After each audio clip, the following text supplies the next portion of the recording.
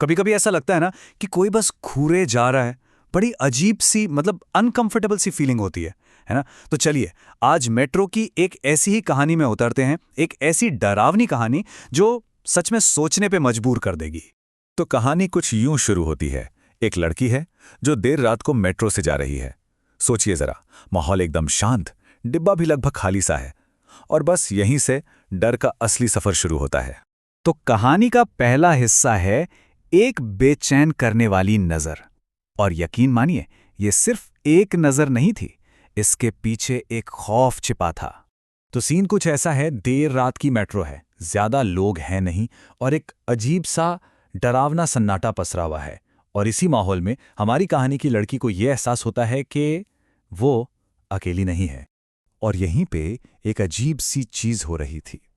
एक तरफ तो थी ये लड़की जो बेचारी असहज होकर बार बार अपनी नजरें हटा रही थी, और दूसरी तरफ वो अजीब सी औरत जिसकी पत्थर जैसी आंखें बस उसी पर गड़ी हुई थीं। और सबसे अजीब बात क्या थी पता है? वो औरत दो बुजुर्ग आदमियों के बीच में बैठी थी, फिर भी उसकी नजरें सिर्फ और सिर्फ उस लड़की पर थीं। किसी और को वो देख तक नहीं रही थी। अब ऐसे में तो किसी को भी डर लगेगा, है ना? तो बस उस लड़की का डर भी धीरे धीरे बढ़ने लगा। तो अब आते हैं कहानी के दूसरे हिस्से पर, डर का बढ़ना। क्योंकि अब कहानी में एक नया मोड़ आने वाला था। एक नए किरदार के आने से डर अब और भी गहरा होने वाला था। अगला स्टेशन आता है, ट्रेन रुकती है और एक नया पैसेंजर अंदर आता है, एक लंबा सा आदमी। और वो सीधा सीधा आकर लड़की के बगल में बैठ जाता है। अब उस डिब्बे में एक और अजनबी आ चुका था।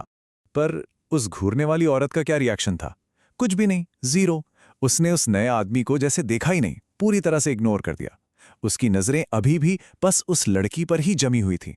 अब ये बात सिर्फ अजीब नहीं थी, ये बहुत डरावनी थी। तो सवाल ये उठता है कि ये आदमी कौन है? क्या ये कोई नया खतरा है या फिर बस ध्यान भटकाने के लिए है?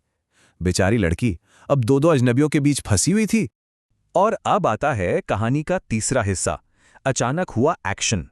यहां पर टेंशन अपने पीक पर है और अब कुछ होने ही वाला है। ट्रेन धीरे धीरे अगले स्टेशन के पास पहुंच रही है। स्पीड कम हो रही है और माहौल में टेंशन इतना बढ़ गया है कि आप उसे महसूस कर सकते हैं।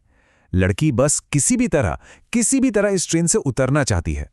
तभी वो लंबा आदमी जो लड़की के बगल में बैठा था, वो उठता है और दरवाजे की तरफ जाने लगता है। एक पल के लिए लड़की ने शायद राहत की सांस ली होगी कि चलो खतरा टल गया। लेकिन अगले ही पल वो आदमी अचानक मुड़ता है और लड़की का हाथ जोर से पकड़ लेता है। बस यही वो पल था जिसका लड़की को डर था। उसका सबसे बुरा ख्वाब अब सच हो रहा था। और जैसे ही दरवाजे खुलते हैं, वो आदमी अपनी पूरी ताकत लगाकर लड़की को खींचता है और ट्रेन से बाहर प्लेटफॉर्म पर धकेल देता है। सब कुछ इतनी तेजी से हुआ कि उसे कुछ समझने का मौका ही नहीं मिला। और इससे पहले कि लड़की कुछ समझ पाती, ट्रेन के दरवाजे बंद हो जाते हैं और ट्रेन वहां से चली जाती है। अब उस सुनसान प्लेटफॉर्म पर सिर्फ दो लोग थे, एक डरी सहमी लड़की और वो आदमी जिसे वो अपना हमलावर समझ रही थी। लेकिन क्या वो सच में हमलावर था? कहानी का आखिरी हिस्सा, इसका चौथा हिस्सा, एक ऐसा सच सामने लाता है जो किसी के भी होश उड़ा देगा। अब जाहिर सी बात है, लड़की जोर जोर से चिल्लाने लगती है। उसकी जगह कोई भी होता तो शायद यही करता। उसे पूरा यकीन हो चुका था कि वो बहुत बड़े खतरे में है और वो उस आदमी से बचने की पूरी कोशिश कर रही थी। लेकिन तभी वो आदमी कुछ ऐसा कहता है जो पूरी कहानी को ही पलट कर रख देता है। वो कहता है, मैंने तुम्हारी जान बचाई है, मैं तुम्हें डराना नहीं चाहता था। और फिर वो आदमी असली खतरे के बारे में बताता है।